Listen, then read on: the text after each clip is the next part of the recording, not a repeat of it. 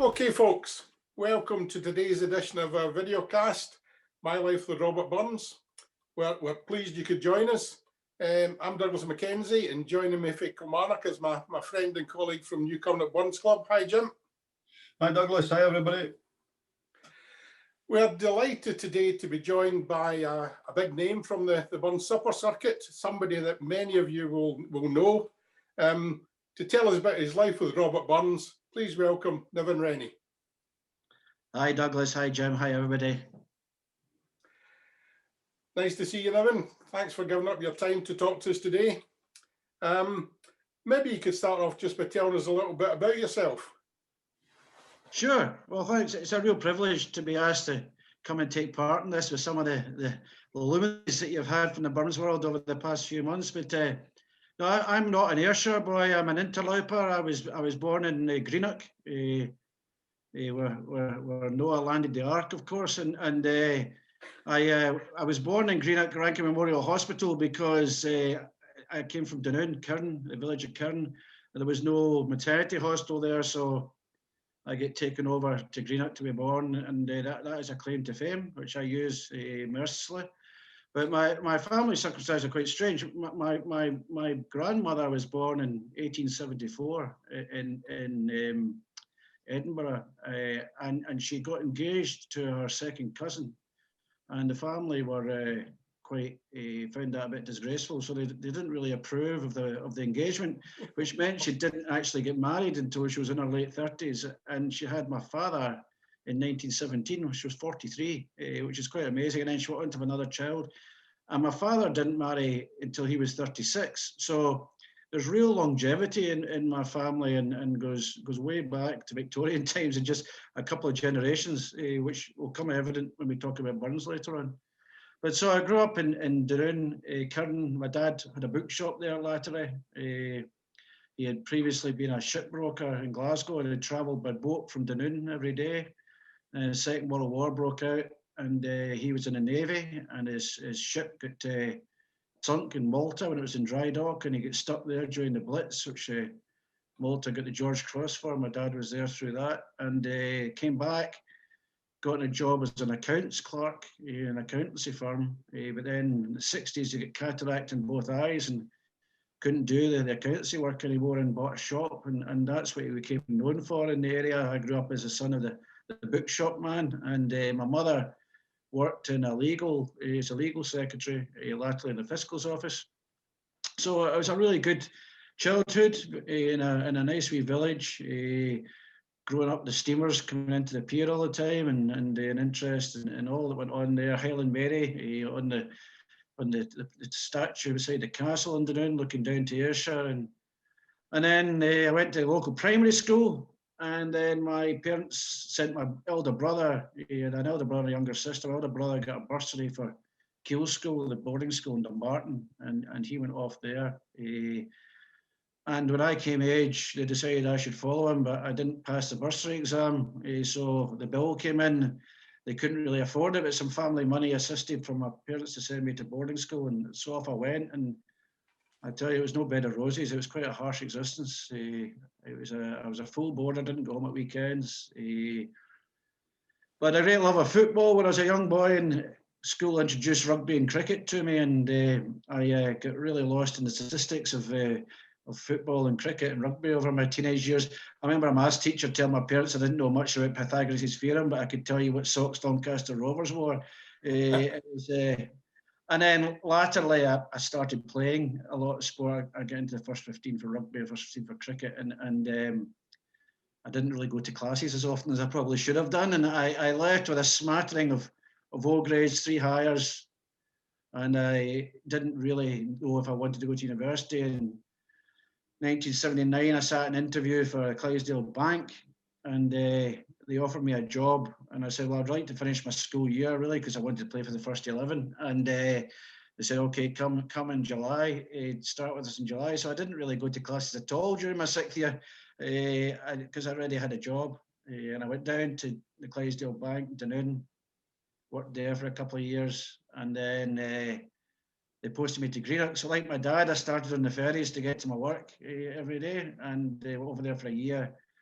and I was an assistant manager in the Clydesdale Bank in Greenock. He and I didn't see eye to eye, and he threatened to transfer me to Kirkwall, and I wasn't really having that. So I offered to do the bank exams if they sent me to Glasgow. So instead I went to Shawlands, and I was up there for a year. And in the branch that I started working in, I met my future wife, and I realised that when I got engaged, I need to settle down. Banking really worked for me, and I'd always had an inkling to join the police. And one night I was walking back through Queen's Drive to Queen's Drive through Queen's Park in Glasgow. It was a nice sunny night. 2 policemen were walking towards me in shirt sleeve order, eating an ice cream cone. And I thought, I'm going to apply for that. And I wrote the application form that night. I had an interview, I had an exam about 3 weeks later, an interview on the Saturday with an inspector from Craigie Street. And I think I was in the police in 2 months. And it was as fast as that. They were recruiting. There was 64 in my course at Tullyallen, and about 20 of us came from the bank. It was amazing. They were all leaving the bank to join the police. Of course, the paying conditions had just gone up in the police not long ago, which may have been an attraction for many. But I ended up down in Ayr, posted to Ayr, and then had a really long career in the police. Very fortunate, some of the jobs I worked in, people I met. Ended up as chief superintendent, president of the Superintendents Association, which was a cracking job to go out on. And in and out of Ayrshire in various ranks, doing various jobs, and then left in 2016. And I wanted to put something back into my local community, and I got the job as chief executive officer of Seascape, the homeless charity in South Ayrshire. And so I took that on for a couple of years when the job of the third director of the Scottish Bars Reduction Unit was advertised, and I really fancied that. And I applied for it, not really expecting to get it, and lo and behold, I did. And I've been doing that now for 3 years almost, and I'm loving it. And I hope there's another couple of years in me yet. But it's a great, probably the best job I've ever had, because you're making a difference to people's lives. So that's my history. I'm married now to Sally. Sally's my second wife. My first wife passed away, unfortunately. I had 3 children of my own and 4 stepchildren. So life is never dull in our house. We have Christmas dinners, not this year, but other Christmas dinners with about 18 around the table. So it's good fun. And I live about a mile from Burns Cottage, and it's a real lovely place in the world to live. And I suppose that's a quick summary of my life today. Well, let's take you back a bit to the sport. Are you still involved in sport? Yes, I'm more of a watcher than anything else. I got to watch Glasgow Warriors quite a lot. I played rugby for Dunoon for 5 years, Kill Rugby Club, and then when I joined the police, I played rugby for the police for 2 years. But then I got into the CID. There was only 3 of us in the shift, and I couldn't get Saturdays off, and that was the end of my rugby career, and I really regret it because I love the sport. And one of the things looking back, I wish I'd done when I was younger was become a referee. I know you've had a couple of football referees on here, but I really wished I'd done the rugby refereeing. I know a couple of people now who did, and it's something I regret not having done. But and then both my boys, Stephen and Neil, they were really into football, and so they played at Prestwick Boys Club, and I get involved in the coaching now, which is amazing because it was all rugby tactics I utilised. There's lots of up and unders in our football, but I did that for 10 years, and then. But now, as I say, it's largely from my armchair, or when I can get to Murrayfield or Scotstoun, I go. Very good. And can you still remember the colours of Doncaster Rovers socks? I think they were blue at that time, but I stand to be corrected. But I had Subutio as a boy, and I used to collect all the different teams, and of course that's how you got to learn the colours, and it was fascinating. Yeah. You mentioned the Violence Reduction Unit. Can you tell us a bit more about that? Yes, well, I normally do a presentation that lasts 45 minutes in the history of Violence Reduction Unit, but I'll try and summarise it in 5 or less. It really, Scotland had a dreadful reputation for violence over generations, Glasgow in particular, and 137 homicides in 2005, and there was a need to do something different. We'd done the same things over and over and over again, and nothing ever changed. So they wanted to do something. Willie Ray was the chief constable then, he asked John Carnican and Karen McCluskey to go and look around the world for something else we might try. And they came back with this idea of having a violence reduction unit with the slogan from Nelson Mandela, violence is preventable, not inevitable. And we've adopted a public health approach, which is very difficult sometimes to explain, but COVID has now made it really easy to me, because you wouldn't naturally think that as you've got a disease, the first thing you think with a disease is you give everybody a jag, but if there's no jag, what do you do? So you close football grounds and you close cinemas and people have to stay at home and schools close. And it's the same thing with violence. You normally think violence is a domain of the police or justice, but actually to treat the problems of violence, you need to have education and health and all these other issues on board. So that's what we did. And there's loads and loads of examples of things that have been done, but we've reduced, last year we had 60 homicides in Scotland. So when other people's have been going up, ours have been coming down. So because of that, we're on a bit of a pedestal, and people from all around the world come to see us, to see what we've done, the journey we've been on. But it's not over yet. 60 homicides is 62 many, so we've still got a job to do. And did that involve talking to people from various parts of the world about the problem? Yeah, well, England in particular, Sadiq Khan has formed a VRU in London based on our model, and there's been another 18 started since then. But you know, we get visitors all the time. This year, South Africans, New Zealanders, Dutch, all came before the pandemic. About a month ago, I spoke to the Parliament of Turks and Caicos, which would have been fantastic if I'd been able to go out there, but we did it by Zoom. So I'm just hoping that my travel budget doesn't get cut when we get back to normal. But, I mean, Poland and I think we got on to talk about burns a bit more. There was this particular trip that I did last year with the Scottish delegation to Bosnia, which really links quite nicely to some of my thoughts around burns. And so yes, a lot of travel because it's something that Scotland is recognised worldwide as being the leaders in tackling this issue from a different direction. Very good. And finally, before we move on to talk about your interest in burns, you mentioned charity work. Is that something you could tell us about?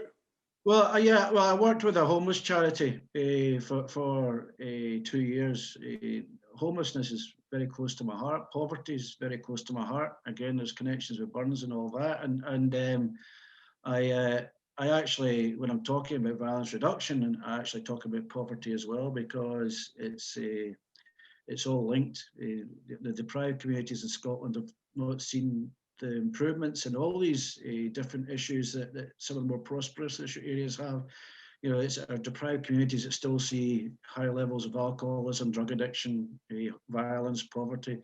So it's something that I'm really interested in. And then aside from that, my hobby is amateur dramatics. So I've been a member of the Airport Players for approaching 20 years, and we do everything on stage to raise money for cancer research, and we've given them almost £80,000 over the years. And my big claim to fame is a first person in the world to play Basil Fawlty on stage. So my wife said I was very fortunate because I didn't actually have to act, just play myself. But it was I've had some great stage parts as well, and the last half dozen years or so I've been doing directing as well, which is it's a great. I don't actually know how I managed to sit down and watch television or anything, because I've had a very active, fulsome life, and I'm very happy to have had it. Excellent. Well, let's move on and talk a bit about your interest in burns, and I'll hand over to Jim to get started in that conversation. Well, Niven, the first question is always an easy one, as they say in an interview.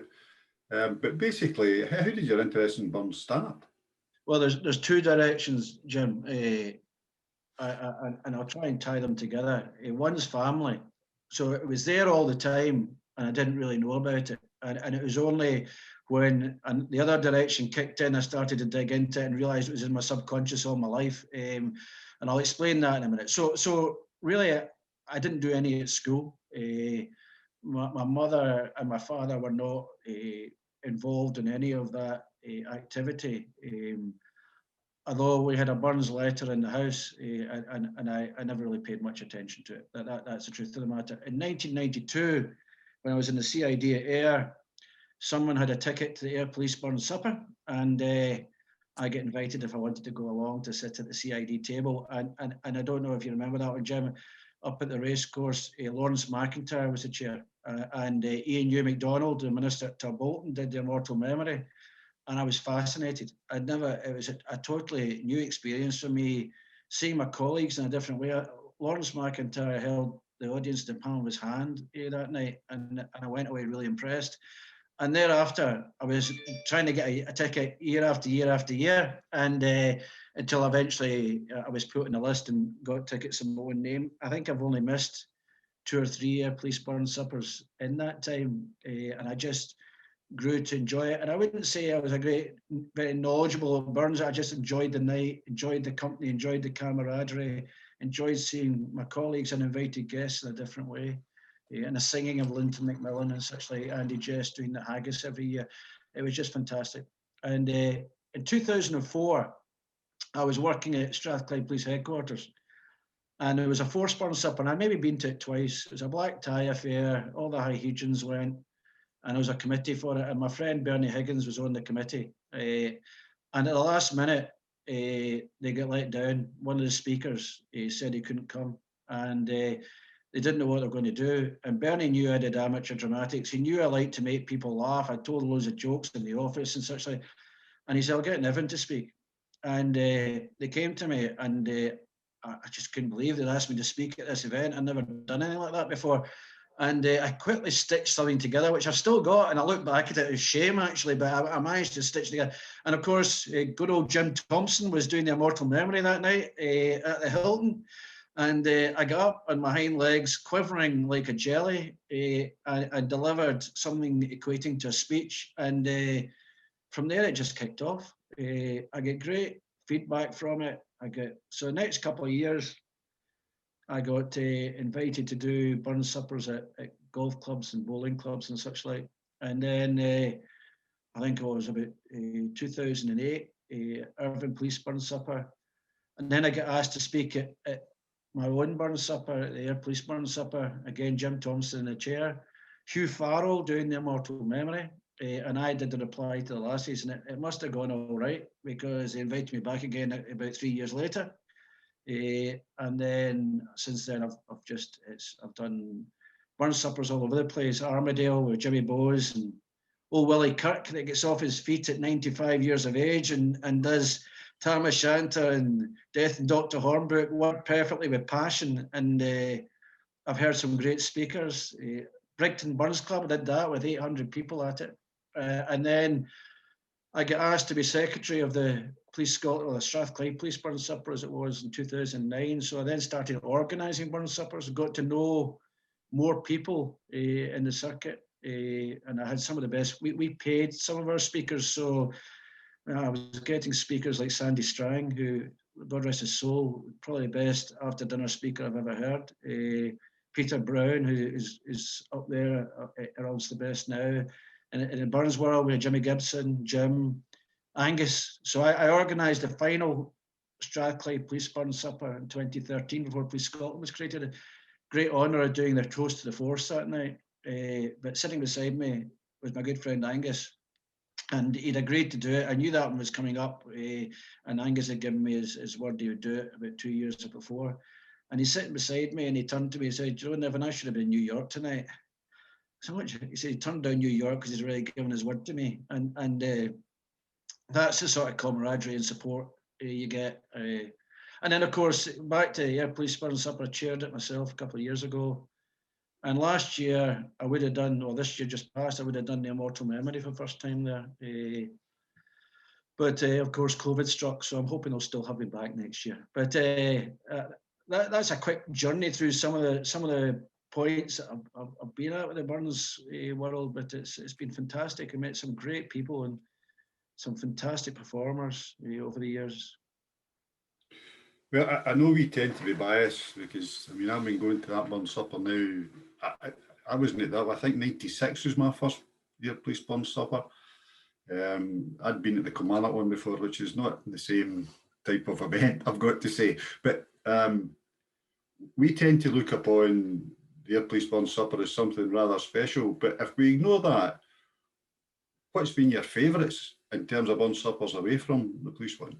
Well, I did the Burns Hoof. That was a great honour. 2015, sitting down in the Globe Inn, and Jane Brown asking me if I'd like to sleep in the poet's bed, which was, I don't know if any of you had the honour of sleeping in the poet's bed. I can tell you it's a great honour, but it's the worst night's sleep you'll ever have. I don't think they've ever changed the mattress, and certainly the sheets. It was rough, and then because I wasn't driving home, I had a couple of beers, and I had to go through to Jean's flat to use the facilities, and of course she was still up watching the telly. I don't know who got the bigger fright, me or her, you know. So.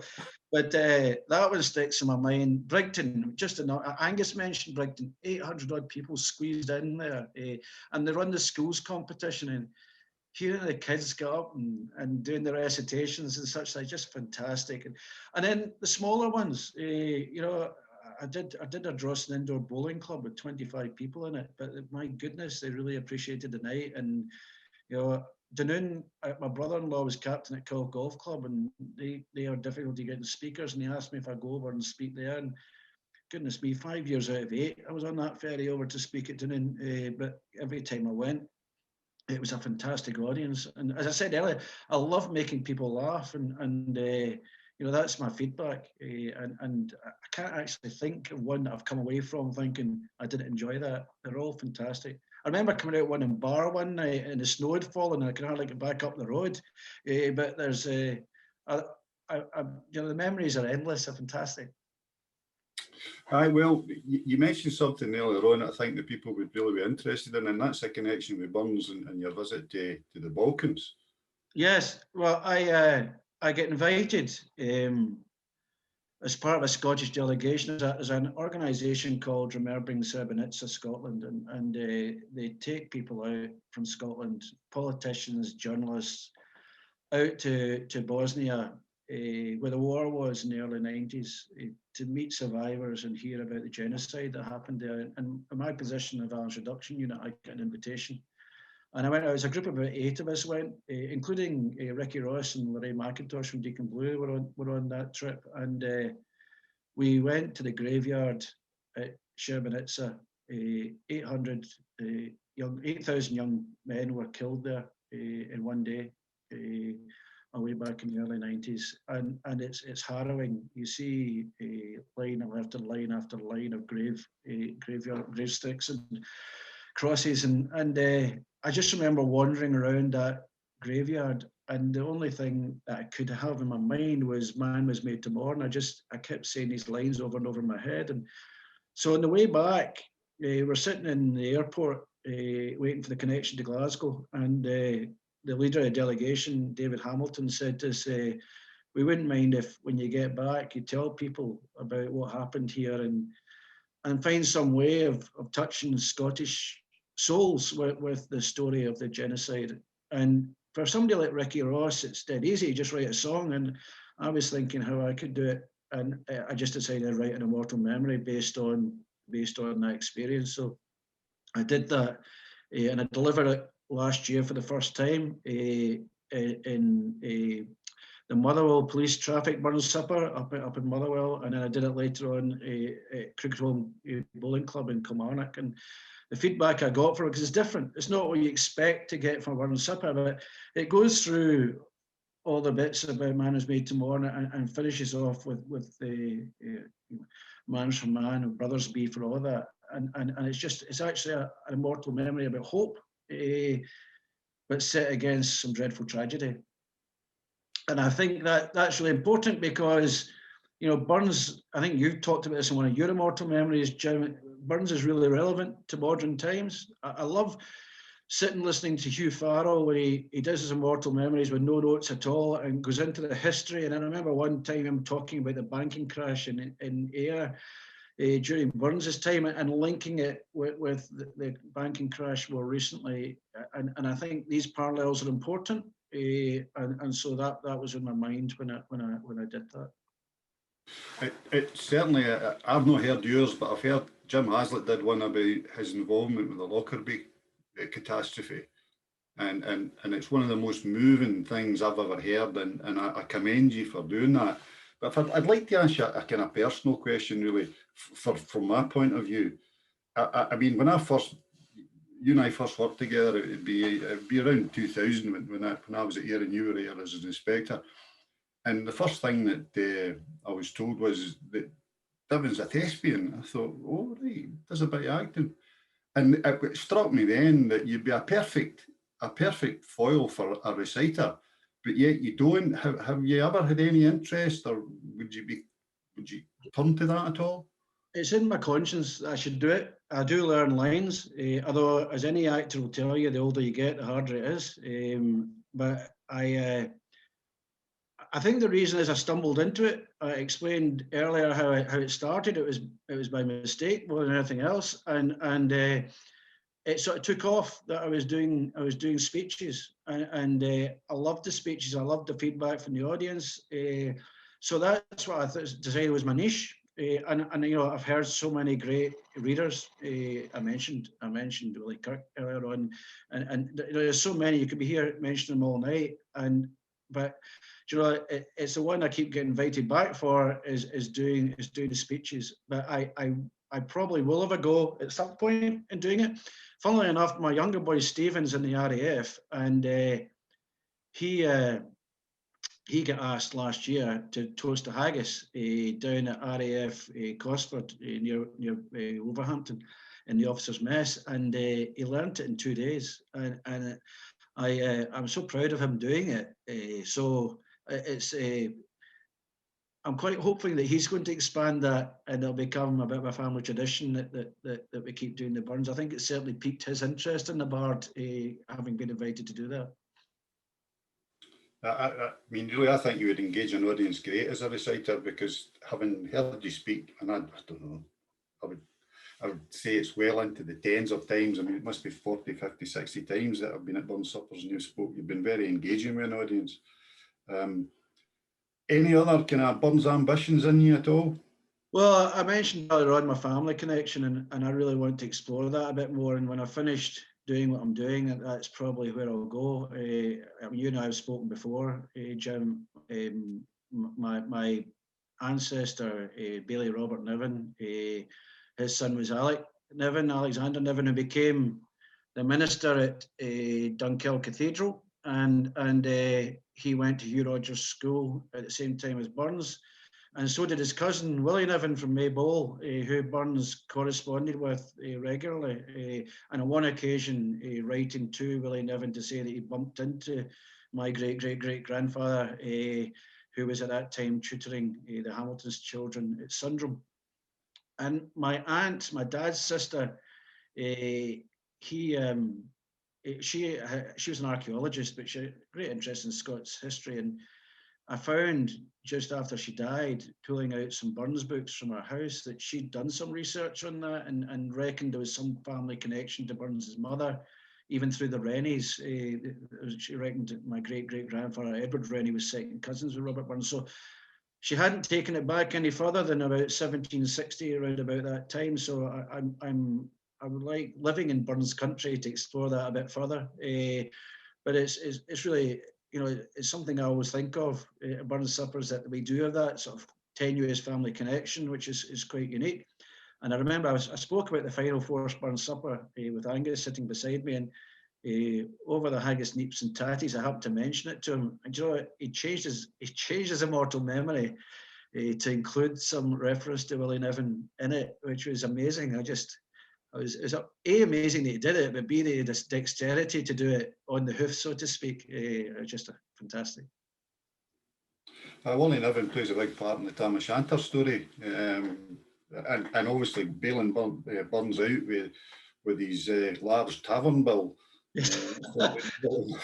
Yeah. He paid for the drink that night. Yeah. It must be fascinating, though, the amount of Burns Suppers you go to, basically all over the country. And do you never ever get to the stage where you just want to take a night off during the Burns season? Well, I probably am doing as many as I did. When I first got into it, I was certainly not doing as many as Angus or Hugh. I was certainly doing 12 to 15 in a season. Last couple of years is about 7 or 8, largely because my work has taken up so much time. And But I love it. I love the camaraderie. And I genuinely mean it. It doesn't matter whether you're doing Brighton Burns Club with 860 or Dawson Indoor Bowling Club with 25. The audience is appreciative. The people are friendly. The Burns suppers are all different. I mean, I went to Armadale for the first time. Jimmy Bowes invited me through, and I'd never seen them bringing out the haggis with 2 bottles of whiskey getting swung about in the air. That's a tradition they've got there, and everyone is different. So I don't get fed up with it. And I think if I ever got to the stage that I did that by the time to give up, because I think you need to enjoy it to do it. But there's always a friendly face. There's always a friendly welcome. I really enjoy it. Can I jump in and ask you a couple of questions on Burns? Growing up in Dunoon, how much awareness did you have of Highland Mary? Just that Highland Mary was there. I knew it was connected to Burns. I've been told about that as a child. Clearly, my aunt, it was a maiden aunt, my dad's sister, had an interest in Burns, which I didn't know about. And it wasn't only after she died I really discovered it and started putting two together. My dad was never, I mean, my dad wasn't a socialising man. If he had a whiskey on a Sunday after church, that was him being really risky, you know. And you know, our family was the kind of family that poured a drink at 10 o'clock at New Year and you weren't allowed to drink it till midnight. So it wasn't something that was really encouraged. I think my mother thought I was a heathen when I went out at the rugby club on a Saturday night. So it was something totally different. And it was only coming down to Ayr that I learned more about Burns and got involved in Burns. But I greatly regret it because I think there was so much more. I could have sat and talked to my aunt about it a lot more than I did, and I wish I had. But I think these things always happen. When a member of your family pass, you find things you'd like to talk to them about. Never get the chance. Yeah. And coming back to your immortal memories or your speeches in general, you mentioned that you incorporated your experiences in Sarajevo into an immortal memory. Do you do that often with your speeches? Do you take your life experiences and involve them? Yeah, my speeches have matured over time. I talked about the embarrassment of the first one. I remember very early on, one of my first speeches, I can't even remember where it was, but somebody said to me afterwards, "That was really good, son. And you even managed to mention the Bard ones." And so I've been really conscious in doing the lassies now, that every time I'm doing a speech, a toast to the lassies, I explore, I do all the humorous stuff, which is what you're there for in many ways, but I also explore some lassie from the Bard's life. So whether it be Nellie Kilpatrick or Highland Mary or Clarinda, just to put about 2 or 3 minutes in to make sure that reference to the Bard is there. The Sarajevo one's my second immortal memory. I never realised there was a mortal memory in me. I always thought that I just didn't have the knowledge to do that. But I'll tell you a funny tale. A guy I grew up with in Dunoon came on the Burns Supper Committee. The police, he just retired last week as the chief superintendent. And he said to me one night at a Burns Supper meeting, "Niven, it's really, really good, but do you think we could cut down on the Burns stuff?" And I said, what are you talking about, Alan? And he said, "Well, you know, I really enjoy the night, but for some of the audience is too much Burns." So I had to explain to him why it was really important that Burns mentioned a Burns Supper. But out of that, I got my first immortal memory because it was based on the relevance of Burns, which is something I've heard Jim talk about as well. The relevance of Burns to modern day and the lessons that can be learned and the parallels that can be learned. And that was the first one I did. And the second one was about Sarajevo. And I think it's about, I've discovered with that, you've got to have a theme that resonates with you because that's how you get the passion into it. And I think there'll be a third one in me at some point, but just now I'm still working on the second one. And I take my hat off to people like Hugh and to Angus that can just do it at a drop of a hat. I've got to work mine out and think it through. But it's fantastic to have got to a situation where I feel confident enough that I can do that now. And maybe Jim's right. Maybe the recitations are next. Very good. So if you were doing a recitation though, what would you choose first? Well, I've just been listening to all the advice in your recordings, and I probably would start with a smaller one. You know, I when my mother died, I read I Love My Jean. Her name was Jean. I read I Love My Jean at her funeral. So I'll probably start there and then build up a bit bigger. from that. I don't think I start off by trying to do Tam O'Shanter or Death and Dr. Hornbrook, although, you know, that's where the theatrical bit comes in. And I, you know, you sit and watch Jimmy Law, and there's nobody can beat the theatrics of that with a suitcase. And the last Burn Supper I did was the Air Bilal Conservatory, but Jim did the Immortal Memory, and Jimmy there with the suitcase getting all the gadgets out, and it was just a fantastic night. It really was. So it wouldn't be. Sorry, Carry on, Jim. I'm just thinking it wouldn't be when Jill November's Surly Blast made Fields and Forest Bare. It wouldn't be a man was made to mourn. Well, yeah, I can. You know, you're probably right. Maybe I should have a go at just learning that off by heart, Jim. You've set me a challenge now, sir. So I'll spend the next few weeks having a look at that. It's only 88 lines. It's only 88 lines of verse. Okay, well, there's a challenge, Jim. I'll come back to you with that one. And what about another challenge? You talked about being the first person to play Basil Fawlty on stage. I wonder if there's any Burns characters you'd fancy having a go at. Well, I'm not quite certain how it translates to stage, but I really take my hat off to people who do the theatrics around Tam O'Shanter. And you know, if it's done well, I've seen it done badly, but if it's done well, it's fantastic. And you know, I'm privileged to know about 7 world champions from the Globe Inn, including Angus. And you know, it's a real talent. And you know, I'm not saying never, but if I could even get to half their standard, I'd be pleased. Well, Jim, I think we're kind of running out of time. We've had a great chat with Niven. Is there anything else that we've not asked Niven yet? Well, I've just one wee niggling question. You're not a member of a Burns club, as far as I'm aware. No, and do you know, when Angus was doing his interview, it just hit me. As a lot of us aren't. I've always taken the Air Police Burns Supper as being my home supper. Yep. But you know, Alloway Burns Club's not far from me. I've been invited to speak there not that long ago, and the dates weren't right. So maybe at some point I should do that as well. Oh, just in the passing. I mean, you come not that far for you either. You'd fit in great up there, I'll tell you. Well, that's very kind of you, Jim. That's maybe something else I'll look into. I know I've got a few of the folk there. Neil Hasty, who I work with just now from the government point of view, is a member there as well. So yeah. Yeah, well, we've spoken to Neil's dad and we've spoken to his brother, so maybe we can persuade Neil to come on as well. That'd be very good. Yeah.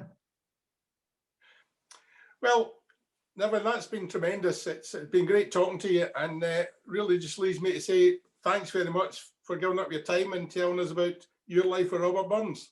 Thank you. Thank you for having me, guys. A real honour. Thank you.